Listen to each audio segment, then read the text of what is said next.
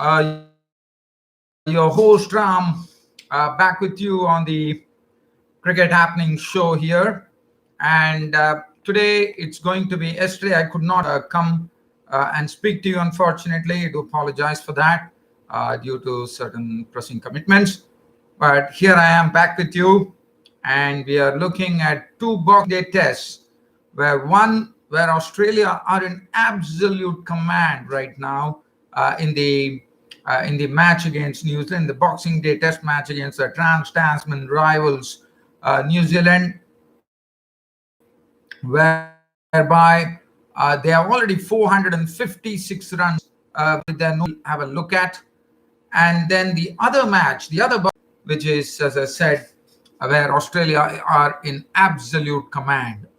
So let's have a look at the Australia New Zealand match first to find out as to what transpired MCG, good and a lot of things that happened. So I will have a brief peek, probably one could call it, to see what exactly went on over there. So let's have a look. So as I said, the Aussies were the ones who batted first and put 467 with Travis Head, getting his second Test 100. But nevertheless, he has been someone whose place has been on the chopping block, one could say. But definitely, he has definitely made his presence felt with a wonderful innings of 114 with 9 boundaries. Tim Paine, a knock of 79 with 9 boundaries. It was good to see. He's always very easy on the eye, Tim Paine, when he bats. And 467 all out. The bowling was Neil Wagner. I mean, Neil Wagner is such a bowler who really, he's really a lion-hearted bowler. He gives it his all, one could say, and he's always ready for a battle with the opposition batsman. And when I've seen him, how he actually chirps a bit, and that's what precisely he did. 4 for 83, very figures from Neil Wagner, 2 wickets to Colin D. Granholm. I thought he bowled splendidly in this particular match. 3 for 100 for Team Saudi. Now, New Zealand, in reply, were absolutely bundled out by the Aussie bowlers. They were bowled out for 148. It was 2 for 30. Mitchell Starc, as you remember, he did well in the, he did well in the first Test match, and who always holds he made 50 with 4 boundaries. Other than that, Tim Blundell, was actually opening for the first time in a Test match. Could not contribute much. He was out for just 9. But it was all the bowling of Patrick Cummins who really stuck to a very good line and saw to it that the New Zealanders were bowled out for 148. Now, as far as the Australia's, so this was a huge lead. 467 was what Australia made, 148 all out New Zealand. You could imagine what a big lead this was. This was the lead was in the region of 219 runs, and that's a big lead. But definitely the New Zealand bowlers, I thought in the second day did very well to reduce the Aussies to 107 for 4. Now that was something used. The Aussies were reduced to 137 for 4. As far as when you look at the card there, Warner made 38, 3 boundaries. Burns 35 with 2 boundaries and a sticks. Labuschagne was a run out. He's someone who puts a big price on his wicket nowadays. He was out for just 19. And Wagner, Wagner, as I said, picked up his 200 Test wicket. And if you look at it, Stephen Smith, who has been falling a victim to Stephen Smith, once again falling a victim to Neil Wagner.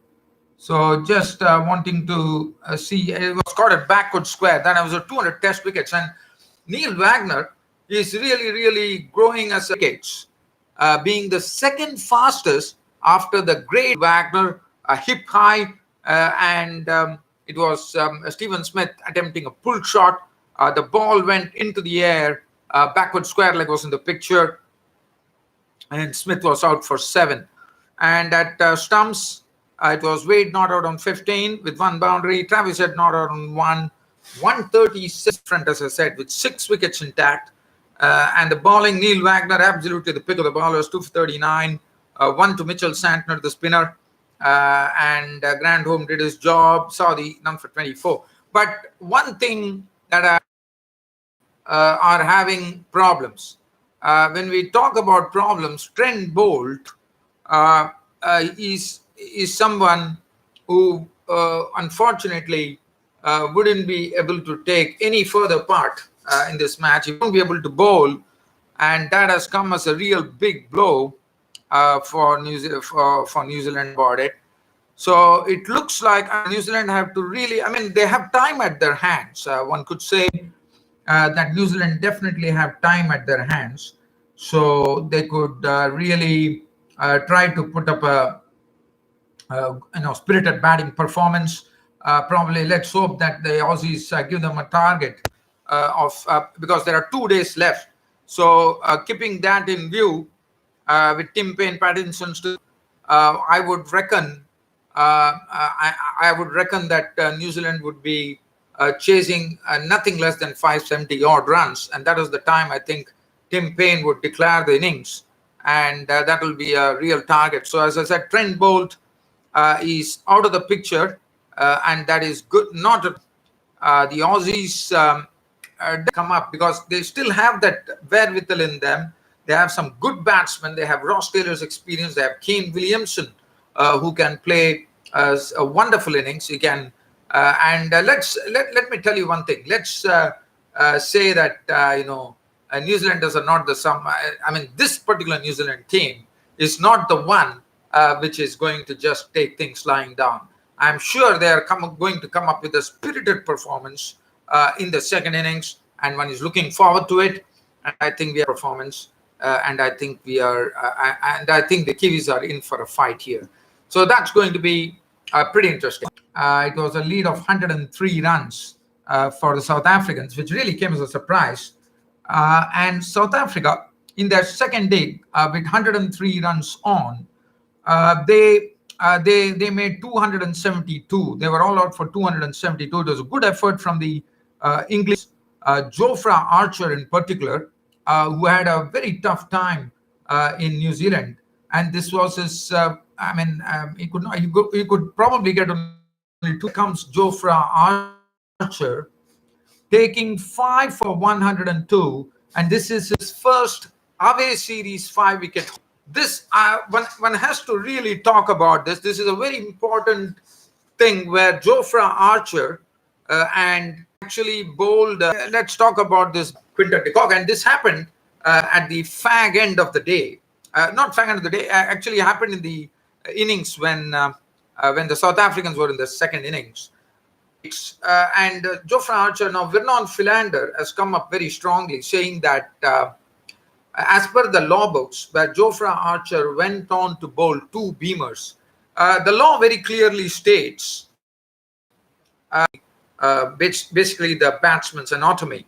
But one does not know. There was no ill intentions behind it. I'm sure about that. To experiment with the knuckle ball, which resulted in the ball lobbying. Interesting to see what is the verdict which is coming out, or what is the outcome of this. But this is definitely an interesting topic of debate now after ball 2 beamers. When I've seen in international cricket, 1 beamer has been bowled but have not been called, probably given a warning. Whatsoever the reason, whether it slipped from your hand, whatever the case may be, a beamer is a beamer. So 2 beamers have been bowled. And this is something, as I said, really, really a hot topic of debate now as far as international cricket circles is concerned. It is interesting. Now, so my take on the whole issue is that I think looking at what the law of cricket states, I think Jofra Archer should have been called out and he should have been stopped from bowling any further, but that didn't happen. Now, this is what is raising some consternation among the South African public or the South African cricket team. which is justified according to me. So let's have a very quick. And as you know, against India, he already suffered something on his finger. Now that was while batting, and this was with the fielding. And now it seems Aidan Markram is out of this particular Test series, and that is a really a very sad thing for South Africa, as South Africa direly needed him. Nevertheless, he was out for 2. Dean Elgar was out for 22. Zubair Hamza was out for 4. Du Plessis made 20, but Walker 51 with 5 boundaries. Notji coming in as night watchman, definitely showing that he could be a very good night watchman for South Africa, as he cracked 6 boundaries in his knock of 40, which is good to see. Quinton de Kock with 34. Very sad that after this series, one is not going to see Vernon Philander in action. And Vernon Philander take a bow. I mean, 46 out the battle between Jofra. He was cotton bowled by Keshav Maharaj, and that was not something England wanted. But nevertheless, it was 92-run partnership. Brody Burns was doing a very good thing at the crease. He was not around 77 with 11 boundaries, a very strokeful innings at that. And Joe Denley had 255 runs to go and win the match. And I think it is absolutely within England's grasp with 2 full days still to go. So both the Boxing Day Test matches definitely going to end in an outcome of a win or a loss, which is good to see. And Test cricket is something which is absolutely on the top. Who says Test cricket is dying? Talk about Test cricket dying here. Rabada 3 for 68. Vernon Philander, splendid bowling from Vernon Philander. 14 points. He's always, I have always called him a metronomic bowler because he bowls with metronomic accuracy. 14.2 overs, 8 maidens, 16 runs and 4 wickets for Vernon Philander. 1 for 23 to Dwayne Pretorius. 2 for 40. So Anrich Notji was very impressive, I thought. And he picked up he picked up 2 important wickets in the England innings. And him a great deal of confidence. So I think this match is very subtle. Both the Boxing Day Test matches now heading towards the result for sure. What a Boxing Day, I would say, Test match special we are having here. Tuned, and I'll be seeing you